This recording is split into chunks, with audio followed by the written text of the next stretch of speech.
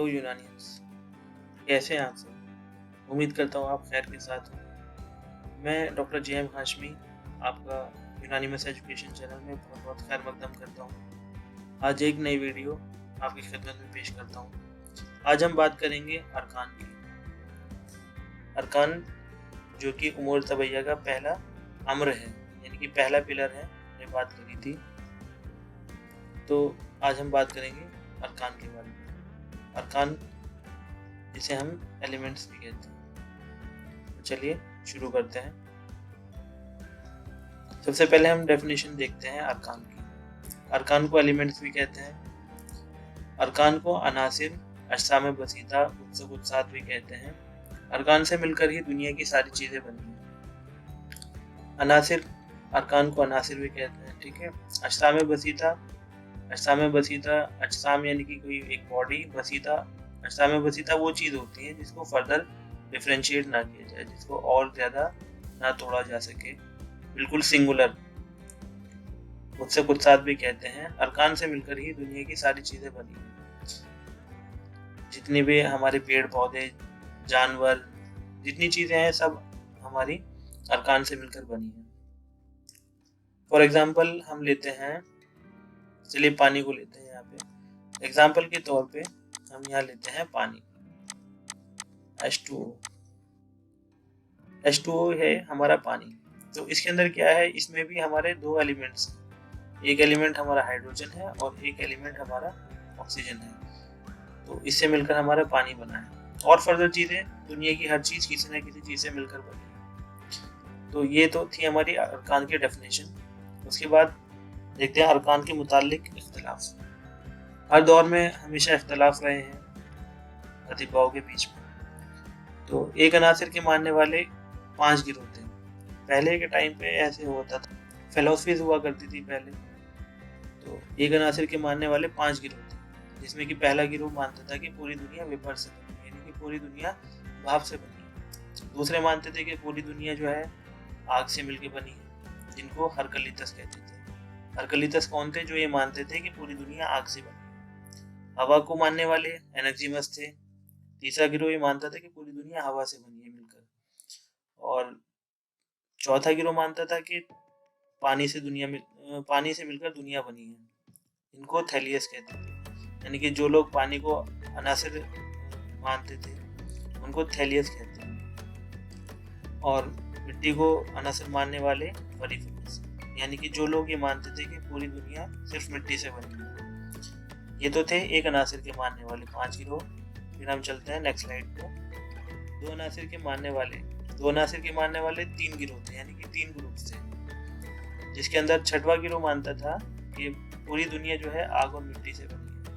ये लोग मानते थे कि पूरी दुनिया जो है बनी है वो आग और मिट्टी से बनी है सिर्फ। उसके बाद फिर 7वां गिरोह आया।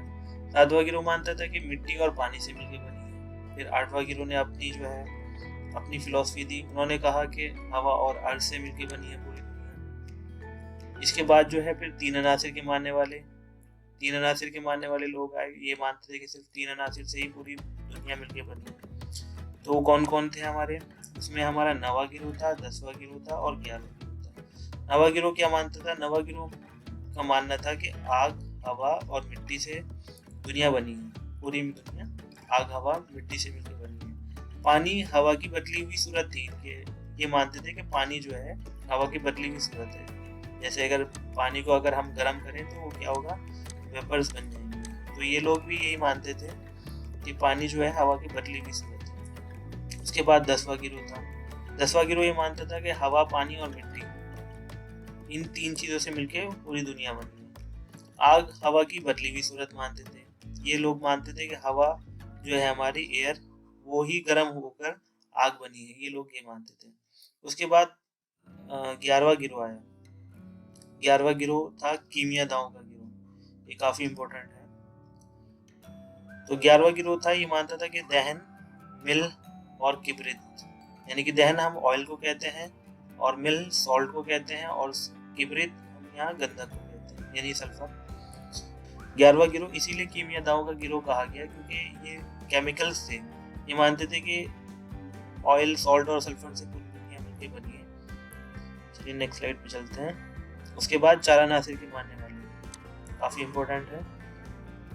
12वां गिरोह जो फलसफा मशाइन का गिरोह था, ये मानते थे कि आग, हवा, पानी, मिट्टी 4 अनासिर के मानने वाले, काफ़ी इम्पोर्टेंट है। 4 अनासिर के मानने वाले, 4 अनासिर के मानने वाला सिर्फ एक ही गिरोह था जो कि 12वां गिरोह था। ये मानते थे कि पूरी दुनिया सिर्फ 4 अनासिर से मिलकर बनी है। ये फलसफा मशाइन का गिरोह था। फलसफा मशाइन वो लोग हुआ करते थे जो घूम फिर के पढ़ाया करते थे। ये क्या मानते थे कि आग, हवा, पानी, मिट्टी से दुनिया मिलके बनी है। इसीलिए ये 1, 2, 3 और 4, इसीलिए इसको अनासिर अरबा भी कहते हैं। अनासिर हमारे अरकान हो गए और अरबा जो है ये रुबा की जुबान है। अरबी में रुबा 4 को कहते हैं, हमारा 4 जो होता है उसको, तो इसीलिए इसको अनासिर अरबा कहते हैं। ये नज़रिया किसने? अरस्तु ने दिया था। बहुत इंपॉर्टेंट है, इसको आप सब याद रखिएगा। क्वेश्चन भी पूछा जाता है इसके बारे में कि अनासिर अरबा का नज़रिया किसने दिया? अरस्तु ने दिया था। इल्म तिब की बुनियाद इसी नज़रिए पर है, ठीक है। उसके बाद 5 अनासिर के मानने वाले, 5 अनासिर के मानने वाला भी एक ही गिरोह था।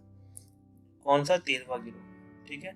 इनको अहले असीर भी कहते हैं। अहले असीर यानी कि आसमान को मानने वाले। ये आग, हवा, पानी, मिट्टी और एक चीज़ और, असीर यानी कि स्काई।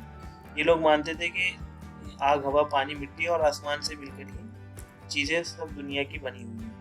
ये जो कॉन्सेप्ट है ये आयुर्वेद वाले फॉलो करते हैं। उसके बाद हम देखते हैं अनासिर कसीरा पर ये किस 14वां गिरोह था जो ये अनासिर कसीरा को यकीन रखते थे। इनको असहाब खलीद भी कहते हैं। असहाब खलीद, साहब जो है, असहाब जमा है साहब की, और खलीद कहते हैं, खलीद बना है खिल्द से। खिल्द के मायने होते हैं मिली जुली से। तो ये मानते थे कि पूरी दुनिया जो है वो मिली जुली चीज़ों से, कोई भी चीज़ अपनी एक्चुअल फॉर्म में नहीं है। यानी कि जैसे हमने अभी पीछे देखा था कि पानी है, अब इन्होंने तो माना था यहाँ पे कि पानी को ही अनसर माना था, लेकिन अब जदीद उसके अंदर हमने देखा कि यहाँ पानी के अंदर ही और भी चीज़ें मौजूद हैं, यहाँ हाइड्रोजन और ऑक्सीजन।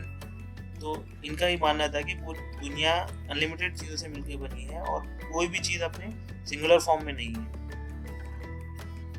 इसके बाद नेक्स्ट स्लाइड पे चलते हैं हम। ये तो हमारे पीछे हमने देखे इख्तलाफात, लेकिन यूनानी जो मानती है वो यही मानती है कि पूरी दुनिया सिर्फ 4 चीज़ों से मिलकर बनी है, आग, हवा, पानी।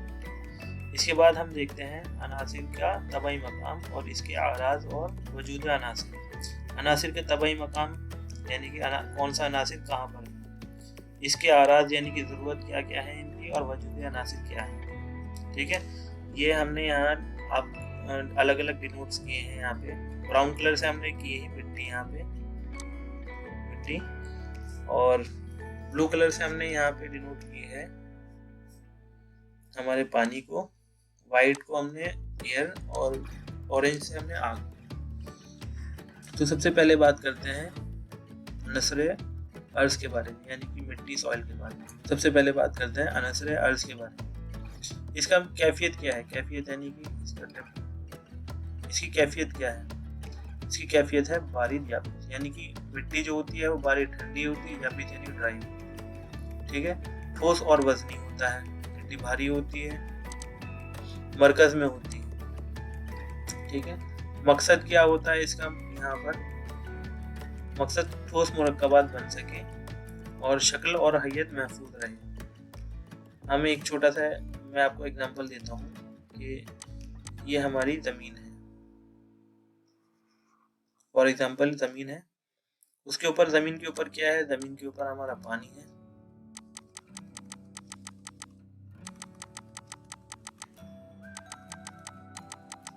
पानी के ऊपर क्या है? पानी के ऊपर हमारा क्लाइमेट, हवा है हमारी। जितना जितना हम ऊपर जाते रहेंगे हल्की चीजें आती रहती हैं। सबसे ऊपर क्या है? नाइट्रोजन वगैरह है सबसे ऊपर। तो ये हमारी हो गई मिट्टी, ये हमारा वाटर हो गया, मास, ये हमारी हवा हो गई, एयर, और ये फायर। अब चलिए थोड़ा समझते हैं इसको।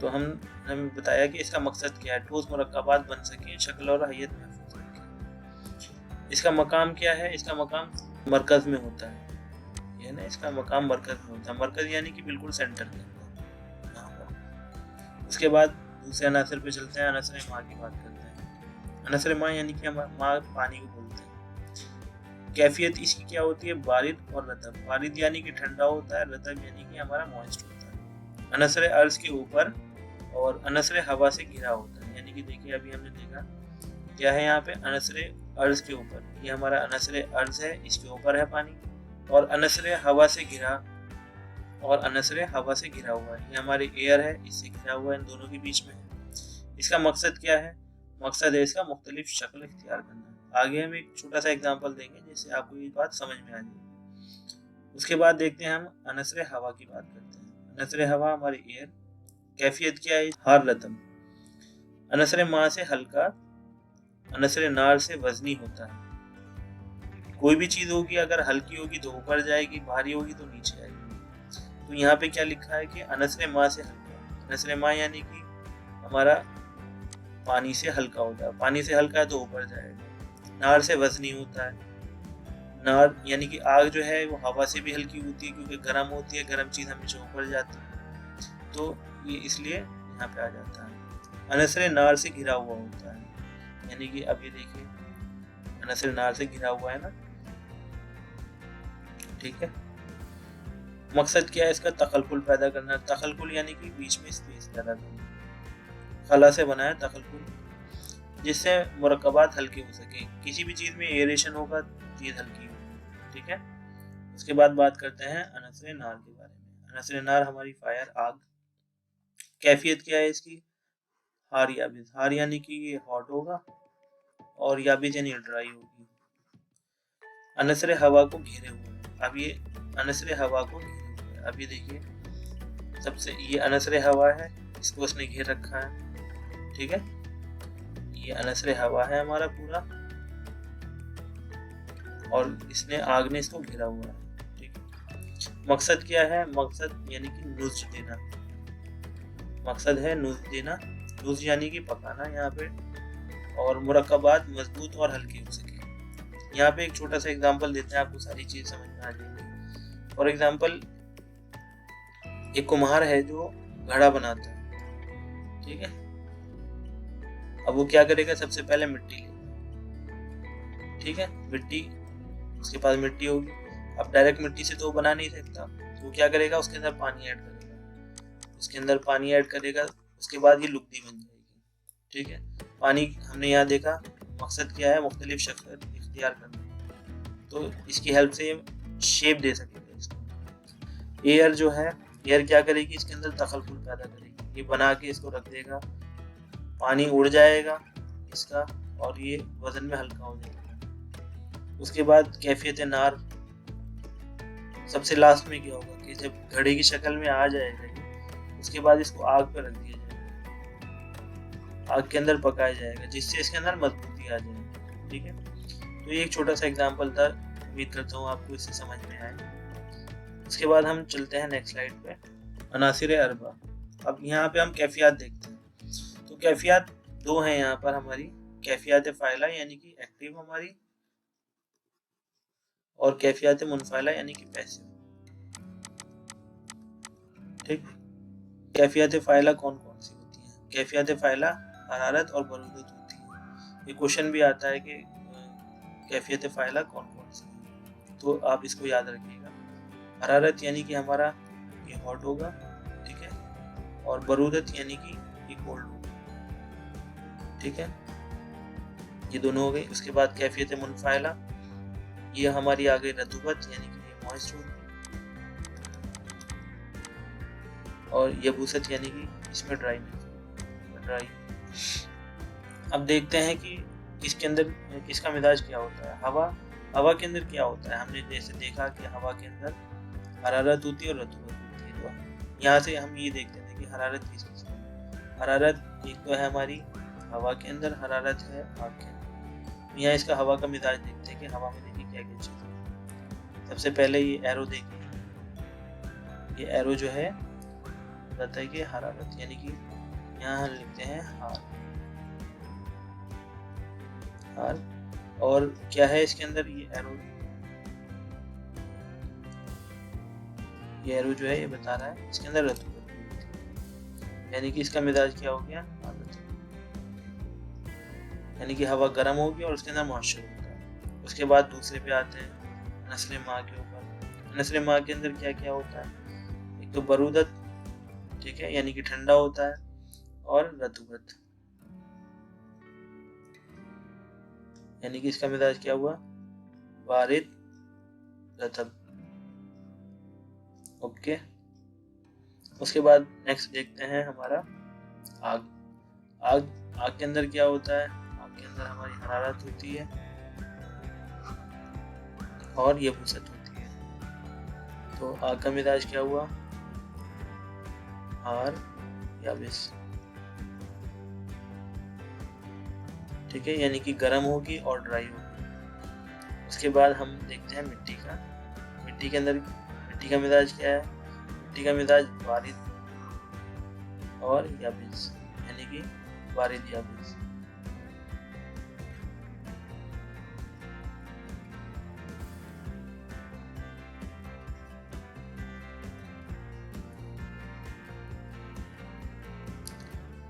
तो ये था आज का वीडियो।